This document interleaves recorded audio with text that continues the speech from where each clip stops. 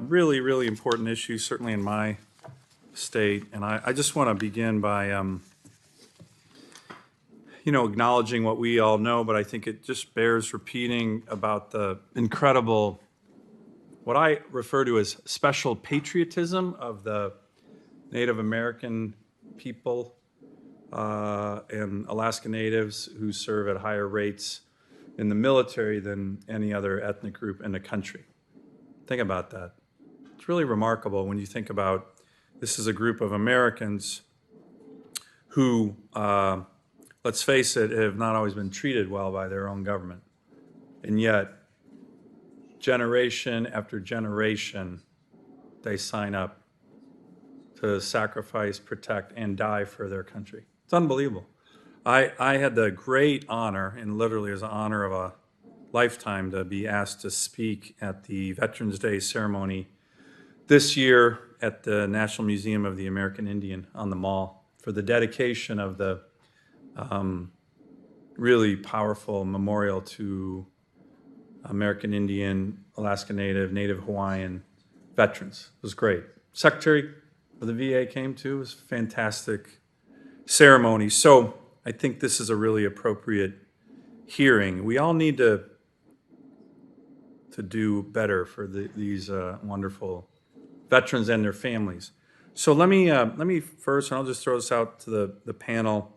This is the question I had asked the Secretary in a hearing just a couple weeks ago, and then he and I had a discussion yesterday about this. This is the Native American Direct Loan Program, which really hasn't worked for lower 48 Indians well, but it really hasn't worked for Alaska Natives. 40-year-old program, and not one Alaska Native veteran has ever gotten one loan. So the Secretary committed to me, again in a phone call, which I really appreciated, that the VA was going to work for ways to get an administrative fix to this so we can start doing what the bill was intended to do in the program. Can any of you, Mr. Bell, maybe take this one on? Thank you, Senator. And good news to report, at least we were on the verge of one. We've got... 1 in 40 years, hey, you got to start somewhere. Yes, sir. I'm not looking for a pat on the back, just a fact. That, well, that's helpful. That we're trying to... Where are they from? Can you tell me? It's the Metlakatla tribe. Yeah. So that's great. And I love Metlakatla. I was out there for the VA dedication of their VA cemetery, which was unbelievable. I mean, so powerful. So many veterans on Metlakatla. But let's make sure it's not just Metlakatla. As you probably know, Metlakatla is the only Indian reservation in Alaska, yes, sir, which is great, but this needs to extend beyond Indian country because we don't have Indian country other than Metlakatla. Yes, sir. But thank you. Can you do that? Are you ready to fix it that way, you think? Yes, sir. That was part of the call yesterday, that we are... Were you on the call yesterday? No, sir. Okay. But here's what we know. 4505, the legislation, the bill that we're trying to get passed, Senator Rounds has been working with our staff, yeah, certainly since July, gives us a lot of tools in our toolbox to be able to open up and make natal loans available in those areas where we have the 12 for-profit centers, with shareholders in those lands that we have not just been able to get into. The hope is that by expanding the administrative part while we wait on 4505, so we're trying to expand the administrative look or understanding, and the statutory language that we have, so that we can establish an MOU with that area, with those partnerships, so that we can start doing loans in those areas. So okay, that's one thing. The other thing is the reason why 4505 is so important to us is it does away with the MOU requirement, period. Okay. So we don't have to worry about that issue.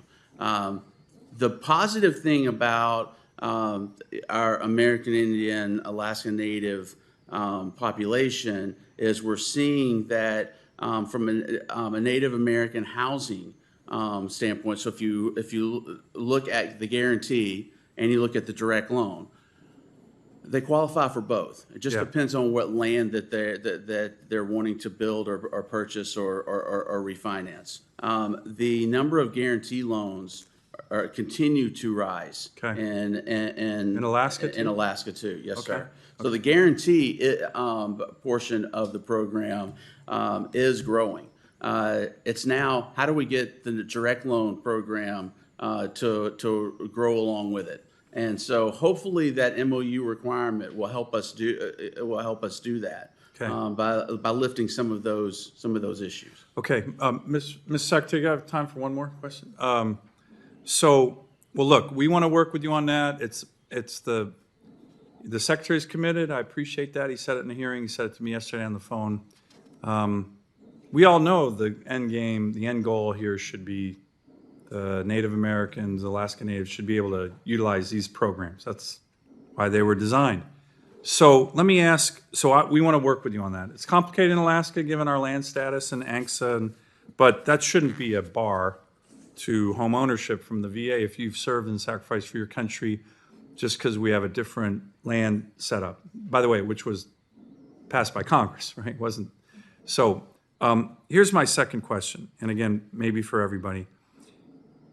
And I'm sure this isn't just Alaska issue, this is probably a Montana issue, but many of our Native veterans live in rural communities where housing vouchers are not an appropriate solution for vets in needs of housing because there's no rental market at all, or the vouchers are based off too low fair market rents.